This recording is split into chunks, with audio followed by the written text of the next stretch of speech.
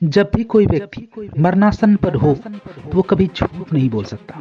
यह बिल्कुल ही सत्य है।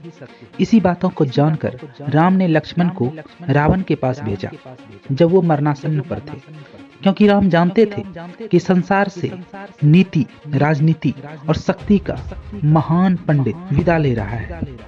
रावण के अंदर अगर बुराइयां थी तो कई अच्छाइयां भी थी। यहाँ राम भगवान से हमें सीखने के लिए मिलता है कि अच्छाइयां जहां से मिले वहां से हमें ले लेनी चाहिए।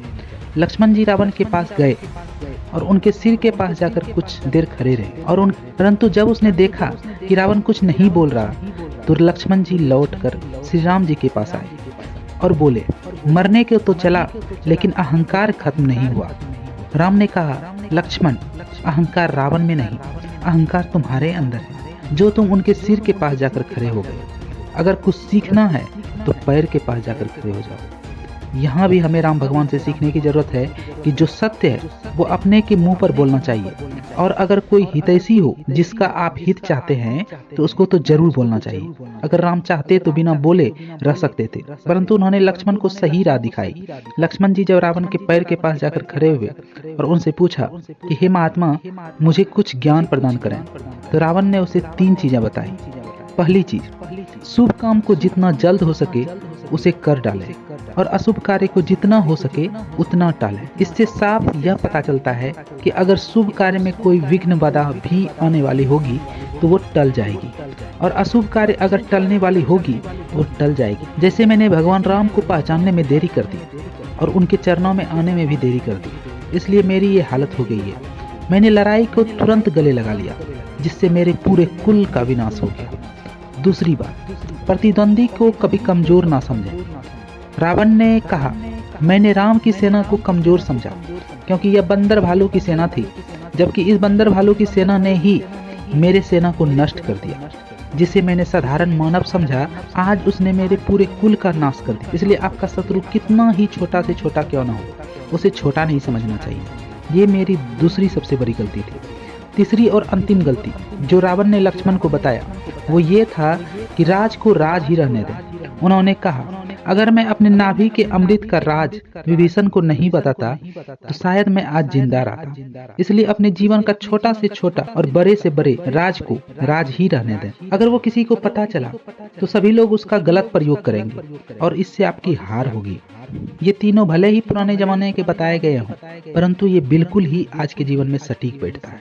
अंत में रावण ने जो लक्ष्मण से कहा वो आपको अपने जीवन में जरूर सीखनी चाहिए। रावण ने अंत समय में लक्ष्मण से कहा, मैं तुम्हें क्या सिखाऊं? मेरा सवाल अगर तू जवाब दे तो मोक्ष प्राप्ति होगी। तो लक्ष्मण ने कहा, पूछिए महोदय। रावण ने कहा, तू क्षत्रिय मैं ब्राह्मण, तू क्षत्रिय मैं ब्राह्मण, मेरा कुल तुमसे बड़ा, मैं 4 वेदों का ज्ञाता, पूरे दुनिया में मेरे नाम का डंका बजता है। कह तो सही रहा। रावण बहुत बड़ा विद्वान था, उन्हें 4 वेदों का ज्ञान था। रावण ने कहा, मैं कुल में तुमसे बड़ा, मैं ज्ञान में तुमसे बड़ा, मेरी सेना तुमसे बड़ी।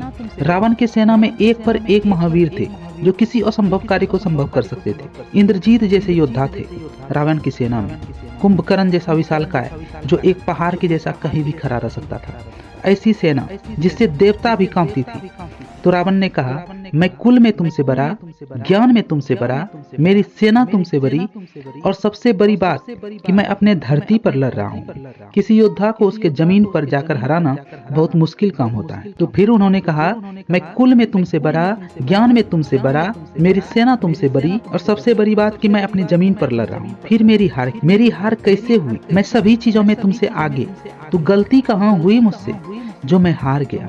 बता लक्ष्मण, मुझे बता, मैं कैसे हारा? तो लक्ष्मण ने कहा, मुझे नहीं पता महोदय। तब रावण ने कहा, बस एक ही चीज जिसमें तुम मुझसे आगे रहे और तुम मुझसे जीत गए। तो लक्ष्मण ने कहा, क्या?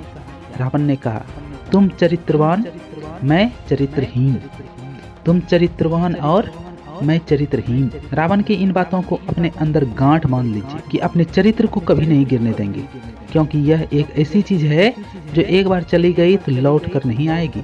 अगर वीडियो थोड़ी सी भी अच्छी लगी हो तो चैनल को सब्सक्राइब जरूर कर लीजिए, क्योंकि मैं आपके लिए हमेशा इस चैनल पर ऐसे ही वीडियो लाता रहता हूँ।